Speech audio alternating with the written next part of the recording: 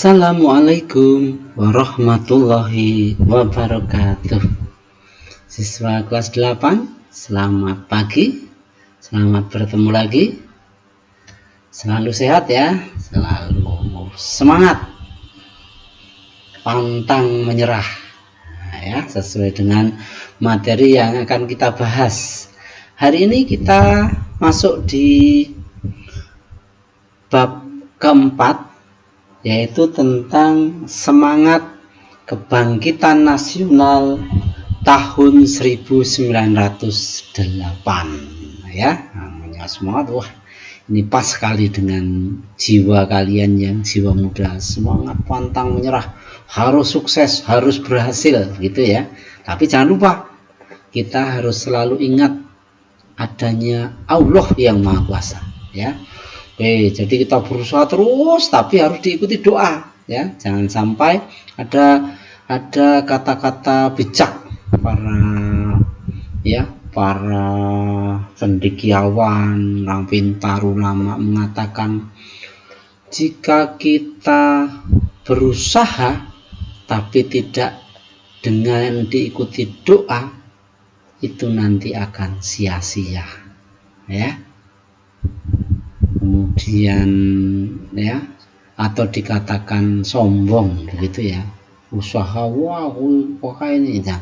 Tetapi kemudian hanya berdoa saja tidak diikuti dengan usaha, dikatakan bohong, karena untuk apa-apa nggak dapat apa-apa, berdoa aja nggak boleh. Jadi ada dua-duanya, harus usaha diikuti doa ya. Jadi silakan ibadahnya jangan sampai lupa. Kita sebagai siswa MTS yang harusnya memberi contoh di masyarakat, kita bisa lebih baik, sholatnya tertib, perkataan, perbuatan, pakaiannya ya. Oke, mari para siswa kita mulai pembelajaran hari ini, yaitu judulnya bab keempat, yaitu semangat kebangkitan nasional tahun 1908. Mari kita mulai dengan sama-sama dibuka dengan membaca basmalah. Bismillahirrahmanirrahim. Oke, langsung saja kita seperti biasa kita buka materi kita ya. Nah, lihat bab 4, semangat kebangkitan nasional tahun 1908. Ingat, kita mengingat ada tonggak-tonggak sejarah perjuangan bangsa ya, tonggak perjuangan ya, sehingga mencapai kemerdekaan. Ada 3 tonggak sampai kemerdekaan. Pertama, tonggak perintis yang kita pelajari hari ini, yaitu tonggak perintisnya itu dikenal dengan Hari Kebangkitan Nasional. Tanggal berapa? Tanggal 20 Mei 1908. Kemudian yang kedua, tonggak penegas yang menegaskan perjuangan, yaitu wah kita semangat tegas ya, menegaskan bahwa pemuda, bahwa orang Indonesia walaupun Indonesia tua tapi pemikirannya, semangatnya sebagai pemuda yang mempunyai tenaga yang sangat kuat, yaitu tanggal 28 Oktober 1908. Masih ingat adanya Sumpah Pemuda. Dan yang selanjutnya yang dikatakan tonggak persatuan yang ditunggu-tunggu waktu itu, yaitu tonggak mendobrak ya, yaitu pokoknya harus merdeka ya, tanggal 17 Agustus 1945. Ingat bahwa kita maka jangan sampai lupa sejarah. Tiap tanggal 17 mari sama-sama kita ingat perjuangan para pahlawan kita yang dengan gigih, semangat yang luar biasa, mengorbankan segala-galanya sehingga kita sekarang bisa hidup enak ya, apa saja ada, yang tidak istilahnya kok aku nggak punya, itu tergantung orangnya. Jadi bagaimana kita semangat sehingga disilahkan sama bangsa dan negara kita, jadi mau jadi orang kaya, mau jadi orang itu dipersilahkan kita. Nah, dengan semangat maka mari kita sekarang sedang belajar, semangat belajar dengan sekuat tenaga. Ingat bahwa dengan pendidikan, dengan ilmu nanti akan dapat meraih segala sesuatu ya. Jangan sampai keliru ya. Oke, lanjut. Oke. Penyebab lamanya bangsa Indonesia dijajah bangsa lain. Ingat ini. Satu, kebodohan ya, jelas. Maka jangan sampai jadi orang bodoh. Orang bodoh itu seperti orang ono lagu itu koyo kebu longa-longo ora ngerti apa-apa ya. Jangan seperti itu. Nah, kita harus pintar. Makanya berusaha untuk menjadi anak yang pintar. Jangan bilang kayak mono jangan wis pintar, jangan ya. Nah, kita diberi kesempatan, diberi apa untuk berusaha biar kita jadi orang yang pintar. Terus karena apa? Kedua, perjuangannya masih bersifat kedaerahan, artinya mementingkan daerah DDW, tidak mementingkan kepentingan nasional ya. Contoh, orang Sleman hanya mementingkan Sleman saja, tidak mementingkan Bantul, Kulon Progo, Indonesia, tidak. Nah, itu nanti tidak akan bisa selesai, mudah diadu domba ya. Terus selalu bergantung hanya pada pemimpin setempat, artinya di masa lalu itu ada pemimpin setempat, jika pemimpinnya tertangkap, terbunuh, ya sudah selesai, yang lain enggak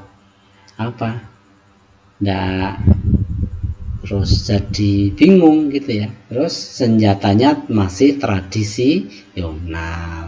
Nah, baru selanjutnya Budi Utomo merupakan organisasi nasional yang pertama yang meletakkan semangat kebangkitan nasional. Oke, mari nanti kita kupas bersama-sama. Budi Utomo itu apa? Organisasi, siapa yang mendirikan, tokoh-tokohnya dan sebagainya. Gitu Pak Siswa, gimana? Paham ya? Nah, oke, kalau paham kita lanjut. Kita lanjut ya.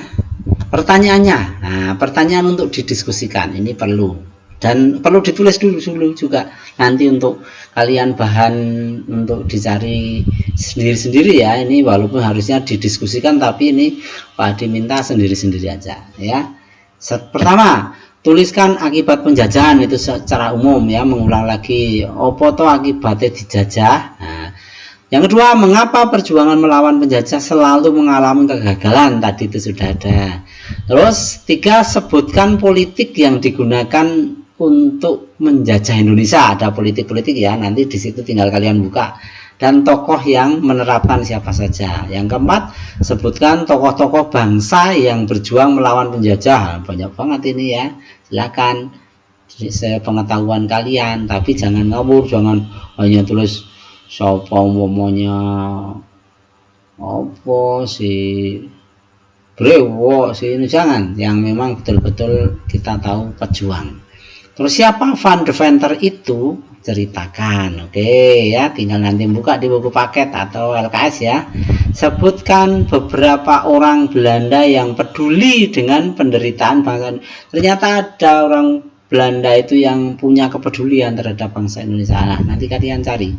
Terus yang ketujuh, sebutkan penerapan politik balas budi. Apa penerapannya, ada berapa ya. Terus yang kedelapan, apakah dampak politik pembangunan di sekolah di Indonesia, dampak politik pembangunan sekolah. Maksudnya onone pendidikan itu terus dampak itu dari kepiye, apakah ada kemajuan atau malah kemunduran. Nah, gitu. Oke, terus yang selanjutnya kita lihat bersama-sama ya. Ini yang terakhir materi hari ini, Perintis Kebangkitan Nasional. Ingat, Budi Utomo adalah organisasi pertama di Indonesia yang bersifat nasional, artinya sifatnya itu tidak kedaerahan tapi berlaku untuk seluruh ya. Terus modern didirikan oleh siapa? Nah, ini tadi jawab juga yang pertanyaan tadi, didirikan oleh Dr. Sutomo pada tanggal berapa? Tanggalnya 20 Mei 1908. Siapa penggagasnya? Ternyata ada yang menggagas, yang awal itu istilahnya mendorong ya, pendorongnya. Penggagasnya adalah Dr. Wahidin Sudiro Husodo, itu orang kita yang sekarang dimakamkan di Melati itu loh ya, di sebelah barat jalan. Maka ada tulisan Dr. Wahidin, ada sekolahan Budi Utomo dan sebagainya.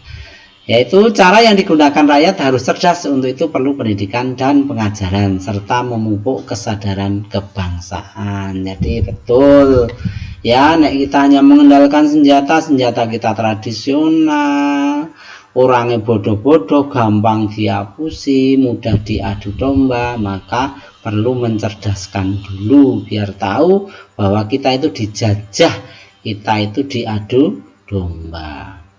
Asal kata Budi Utomo yaitu dari kata bodi atau budi, artinya apa? Keterbukaan jiwa, pikiran, kesadaran, akal atau pengadilan, dan kemudian daya untuk membentuk dan menjunjung konsepsi atau ide-ide umum. Jelas ya, ini jelas banget Budi Utomo ternyata keterbukaan, kemudian adanya kekuatan, daya itu tadi untuk menjunjung ide-ide umum. Itu dulu para siswa pertemuan hari ini, sampai di situ dulu. Kita lanjut untuk pertemuan yang akan datang. Silahkan tadi diisi dulu ya, nanti ditulis terus dicari ya, dicari selesai, kemudian nanti pertemuan yang akan datang nanti Pak Hadi tanyakan, kita bahas bersama-sama. Oke, semangat terus, jangan lupa berdoa, ibadah yang rajin sesuai dengan syariat. Mari kita akhiri dengan membaca hamdalah bersama-sama. Alhamdulillahirabbil alamin. Akhirul kalam. Wassalamualaikum warahmatullahi wabarakatuh.